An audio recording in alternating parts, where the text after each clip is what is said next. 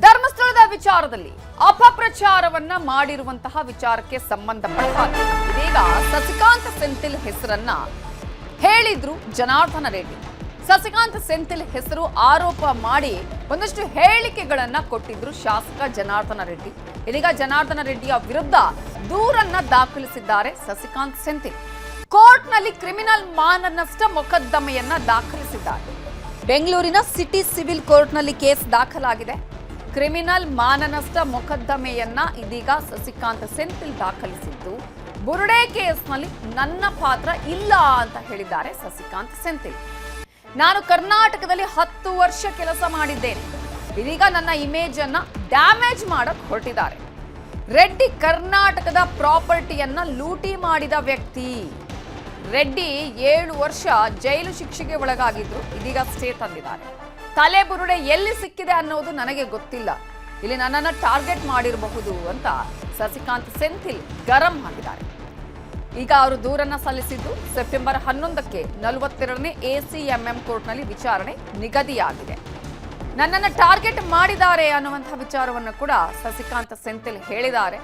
ಜನಾರ್ದನ ರೆಡ್ಡಿಯ ವಿರುದ್ಧ ಮಾನನಷ್ಟ ಮೊಕದ್ದಮೆಯನ್ನ ದಾಖಲಿಸಿದ್ದಾರೆ. ಈ ಹಿನ್ನೆಲೆಯಲ್ಲಿ ಇದೀಗ ಶಾಸಕ ರೆಡ್ಡಿ ಮೇಲೆ ಕೇಸ್ ದಾಖಲಾಗಿದೆ. ಸಸಿಕಾಂತ್ ಸೆಂಥಿಲ್ ಆರೋಪದ ಬೆನ್ನಲ್ಲೇ ಜನಾರ್ದನ ರೆಡ್ಡಿ ಸುದ್ದಿಗೋಷ್ಠಿಯನ್ನ ಮಾಡಿದ್ದಾರೆ. ಇದಕ್ಕೆಲ್ಲ ಕಾರಣ ಸೆಂಥಿಲ್ ಅಂತ ಮೊದಲು ನಾನೇ ಹೇಳಿದ್ದೇನೆ. ಮಾಸ್ಕ್ ಮ್ಯಾನ್ ಚಿನ್ನಯ್ಯ ಮೂಲ ತಮಿಳುನಾಡು ಮೂಲ ಅಂತ ನಾನು ಹೇಳಿದ್ದೆ. ಎಡಪಂಥೀಯ ಸೆಂಥಿಲ್ ಬಲಪಂಥೀಯರ ವಿರುದ್ಧ ಮಾತನಾಡಿದ್ರು. ಆ ಬಳಿಕ ರಾಜೀನಾಮೆ ಕೊಟ್ಟು ಕಾಂಗ್ರೆಸ್ ಸೇರಿ ಚುನಾವಣೆಯನ್ನ ಗೆದ್ರು. ಸೆಂಥಿಲ್ ನನ್ನ ವಿರುದ್ಧ ಮಾನನಷ್ಟ ಮೊಕದ್ದಮೆಯನ್ನ ಹಾಕಿದ್ದಾರೆ ಅಂತ ಹೇಳಿ ಜನಾರ್ದನ ರೆಡ್ಡಿ ಈ ಮಾತನ್ನ ಈಗ ಸಸಿಕಾಂತ್ ಸೆಂಥಿಲ್ ದೂರು ಕೊಟ್ಟ ಬಳಿಕ ಹೇಳಿದ್ದಾರೆ. ಸೆಂಥಿಲ್ ಹೆಸರು ಕೇಳಿದಕ್ಕೆ ಕೇಸ್ ಹಾಕಿದ್ದಾರೆ. ಉತ್ತರ ಕೊಡ್ತೇನೆ, ಸಸಿಕಾಂತ್ ಸೆಂಥಿಲ್ ಅವರನ್ನೂ SIT ವಿಚಾರಣೆ ಮಾಡಬೇಕಾಗಿದೆ. ಈಗ ಸಸಿಕಾಂತ್ ಸೆಂಥಿಲ್ ಅವರಿಗೆ ರಾಜ್ಯ ಸರ್ಕಾರದ ಬೆಂಬಲ ಇದೆ, ಹೀಗಾಗಿ ಸೆಂಥಿಲ್ ಅವರ ವಿಚಾರಣೆ ಕಷ್ಟ ಅಂತ ಹೇಳಿದ್ದಾರೆ ಜನಾರ್ದನ ರೆಡ್ಡಿ. NIA ಅಥವಾ CBIನಿಂದ ಧರ್ಮಸ್ಥಳ ಪ್ರಕರಣದ ತನಿಖೆ ಆಗಬೇಕು. ಗಡಿಯಾಚೆಗೂ ಅಪಪ್ರಚಾರದ ತಂಡ ಇರುವ ಹಿನ್ನೆಲೆ CBI ತನಿಖೆ ಆಗಬೇಕು. ವಿದೇಶಿ ಉಗ್ರವಾದ ಸಂಸ್ಥೆ ಇದೆಯಾ ಅನ್ನೋದರ ಬಗ್ಗೆ ಕೂಡ ತನಿಖೆ ಆಗಬೇಕು. ಸೆಂಥಿಲ್ ಮಾನನಷ್ಟ ಮೊಕದ್ದಮೆ ನನಗೇನು ಹೊಸದೇನಲ್ಲ. ಪತ್ರಿಕೆಯ ಎಡಿಟರ್ ಆಗಿದ್ದಾಗಿನಿಂದಲೂ ರಾಜಕೀಯಕ್ಕೆ ಬಂದ ಮೇಲೂ ಈ ರೀತಿಯ ಕೇಸ್ಗಳನ್ನು ನಾನು ನೋಡಿದ್ದೇನೆ. ತಾವು ಭಾಗಿಯಾಗಿಲ್ಲ ಅನ್ನೋದಾದ್ರೂ ಕೂಡ CM ಭೇಟಿ ಮಾಡಿ CBI ತನಿಖೆಗೆ ಆಗ್ರಹಿಸಬೇಕಾಗಿತ್ತು.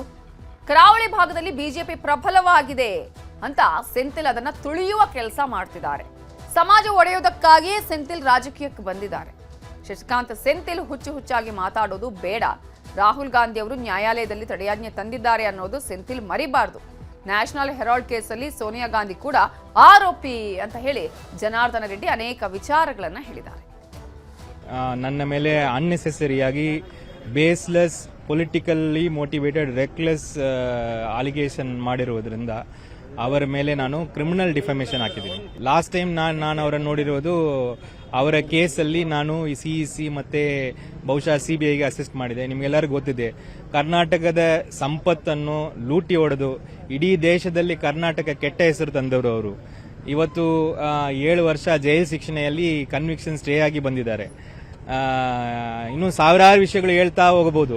ಕ್ರೈಮ್ಗಳು ಲಿಸ್ಟ್ ಮಾಡಿದ್ರೆ ಅದು ಒಂದು ಪೇಜಲ್ಲಿ ಬರಲ್ಲ. ಸೊ ಅಂತ ವ್ಯಕ್ತಿ ಅವರ ಉದ್ದೇಶ ಏನಿರ್ತದೆ ನಾನು ಹೇಗೆ ಗೆಸ್ ಮಾಡಕ್ಕಾಗ್ತದೆ? ಬಾಯಿದೆ ಅಂತ ಹೇಳಿದ್ರೆ ಏನ್ ಬೇಕಾದ್ರೆ ಮಾತಾಡ್ಬೇಕಂದ್ರೆ ಏನ್ ಕತೆ, ಏನೇ ಅವ್ರಿಗೆ ಒಂದು ಚೂರು ಇರ್ಲಿ.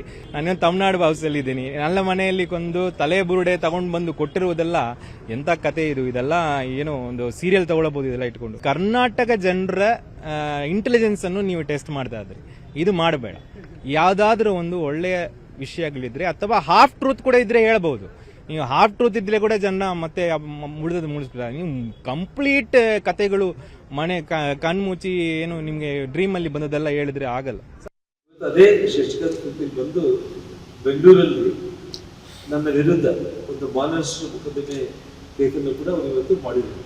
ಶಶಿಕಾಂತ್ ಸೆಂಥಿಲ್ ಮಾನನಷ್ಟ ಮೊಕದ್ದಮೆ ಕೇಸು ಆಗಿದ್ದು ಒಂದು ಕಡೆ ಇದೆ, ಆದರೆ ಇವತ್ತು ಅವರು ಮಾಧ್ಯಮಗಳಲ್ಲಿ ಮಾತಾಡ್ತಾರೆ, ಲಾ ಬಗ್ಗೆ ಮಾತಾಡ್ತಾ ಇದ್ದಾರೆ, ಕೋರ್ಟು ಮತ್ತು ಇನ್ವೆಸ್ಟಿಗೇಷನ್ ಬಗ್ಗೆ ಮಾತಾಡ್ತಾ ಇದ್ದಾರೆ.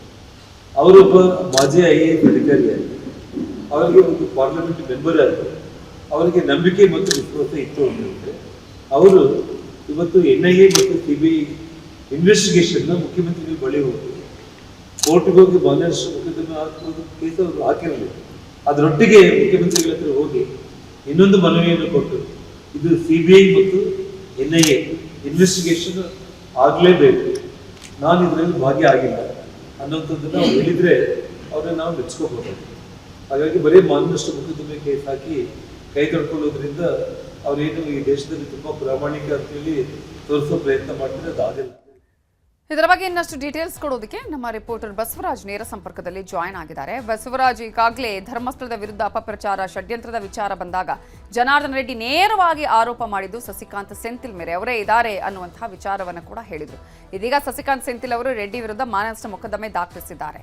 ಇದೀಗ ಕಾನೂನು ಹೋರಾಟ ಎದುರಿಸೋದಕ್ಕೆ ಯಾವ ರೀತಿ ತಯಾರಿ ಮಾಡ್ಕೊಂಡಿದ್ದಾರೆ, ಈಗಲೂ ಕೂಡ ಅದೇ ನಿಲುವನ್ನ ಹೊಂದಿದ್ದಾರೆ ಜನಾರ್ದನ ರೆಡ್ಡಿ. ಜೊತೆಗೆ ಇರ್ತಾರೆ ಏನಾದರೂ ಸಾಕ್ಷ್ಯಗಳು ಇದೆಯಾ ಈಗ ಕಾನೂನು ಹೋರಾಟಕ್ಕೆ ಸಂಬಂಧಪಟ್ಟ ಹಾಗೆ?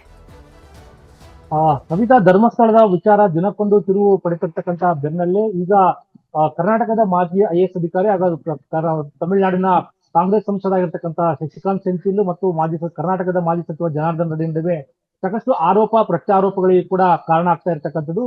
ಧರ್ಮಸ್ಥಳದ ವಿಚಾರ ಬೆಳಕಿಗೆ ಬರ್ತಾ ಇದ್ದಂತೆ ಜನಾರ್ದನ ರೆಡ್ಡಿ ಅವರು ಕೂಡ ಗಂಭೀರವಾದಂತಹ ಆರೋಪವನ್ನು ಕೂಡ ಮಾಡಿರ್ತಕ್ಕಂಥದ್ದು. ಅದು ತಮಿಳುನಾಡಿನ ಸಂಸದ ಶಶಿಕಾಂತ್ ಸೆಂಥಿಲ್ ವಿರುದ್ಧ ಮಾಡಿರ್ತಕ್ಕಂಥದ್ದು. ಇದರ ಹಿಂದೆ ಎಡಪಂಥೀಯ ವ್ಯಕ್ತಿಯಾಗಿರ್ತಕ್ಕಂಥ, ಅದರಲ್ಲೂ ದಕ್ಷಿಣ ಕನ್ನಡದಲ್ಲಿ ಹಿಂದೆ DC ಆಗಿ ಕೆಲಸ ಮಾಡಿರ್ತಕ್ಕಂಥ ಶಶಿಕಾಂತ್ ಸೆಂಥಿಲ್ ಅವರ ಷಡ್ಯಂತ್ರ ಇದೆ ಅನ್ನೋ ಸಂಬಂಧಪಟ್ಟಾಗಿ ಗಂಭೀರವಾದಂತಹ ಆರೋಪಗಳನ್ನು ಮಾಡಿದ್ರು. ಇದಕ್ಕೆ ಸಂಬಂಧಪಟ್ಟ ದಾಖಲಾತಿಗಳನ್ನು ಕೂಡ ನಾನು ಅವಶ್ಯಕತೆ ಬಿದ್ದರೂ ಕೂಡ ಬಿಡುಗಡೆ ಮಾಡ್ತೀನಿ ಅನ್ನೋ ಹೇಳಿಕೆಯನ್ನು ಕೂಡ ಜನಾರ್ದನ ರೆಡ್ಡಿ ಅವರು ಕೊಟ್ಟಿರ್ತಕ್ಕಂಥದ್ದು.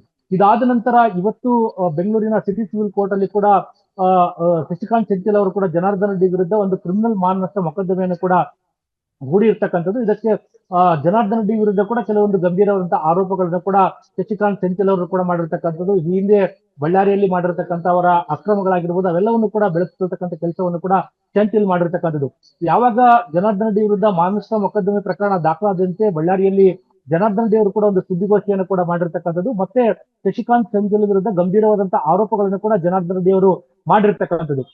ಈ ಒಂದು ಧರ್ಮಸ್ಥಳದ ಒಂದು ವಿಚಾರ ಪ್ರಕರಣದಲ್ಲಿ ಸಾಕಷ್ಟು ಅಪಪ್ರಚಾರದಲ್ಲಿ ಕೂಡ ಒಂದು ಶಶಿಕಾಂತ್ ಸೆಂಥಿಲ್ ಅವರ ಷಡ್ಯಂತ್ರ ಕೂಡ ಇರ್ತಕ್ಕಂಥದ್ದು. ಇದಕ್ಕೆ ಸಂಬಂಧಪಟ್ಟಂಗೆ ಯಾಕಂತಂದ್ರೆ ಈಗಾಗಲೇ SIT ಕೂಡ ತನಿಖೆ ಮಾಡ್ತಾ ಇದೆ. ಇದಕ್ಕೆ ಸಂಬಂಧಪಟ್ಟಂಗೆ ಅಪಪ್ರಚಾರದ ಸಂಬಂಧಪಟ್ಟಂಗೆ ಈಗಾಗಲೇ ತನಿಖೆ ಸಂಸ್ಥೆಯಿಂದ ಕೂಡ ಕೆಲವೊಂದು ಮಾಹಿತಿಗಳು ಕೂಡ ಹೊರಬರ್ತಾ ಇರ್ತಕ್ಕಂಥ ಹಿನ್ನೆಲೆಯಲ್ಲಿ ಈ ಒಂದು ಪ್ರಕರಣದಲ್ಲಿ ಸೆಂಥಿಲ್ ಅವರ ಪಾತ್ರ ನಿಜಕ್ಕೂ ಇದೆ ಅನ್ನೋ ಸಂಬಂಧಪಟ್ಟಂಗೆ ಜನಾರ್ದನ ರೆಡ್ಡಿ ಅವರು ಹೇಳಿರ್ತಕ್ಕಂಥದ್ದು. ಅವರು ಹೂಡಿರ್ತಕ್ಕಂಥ ಕ್ರಿಮಿನಲ್ ಏನು ಮಾನನಷ್ಟ ಮೊಕದ್ದಮೆ ಹೂಡಿದ್ದಾರೆ, ನನಗೇನಿದು ಹೊಸದನಲ್ಲ, ಒಂದು ತನಿಖೆಯನ್ನ ಕೂಡ ಎದುರಿಸ್ತೇನೆ ಅನ್ನೋ ಸಂಬಂಧಪಟ್ಟಂಗೆ ಜನಾರ್ದನ ರೆಡ್ಡಿ ಅವರು ಕೂಡ ಹೇಳಿರ್ತಕ್ಕಂಥದ್ದು.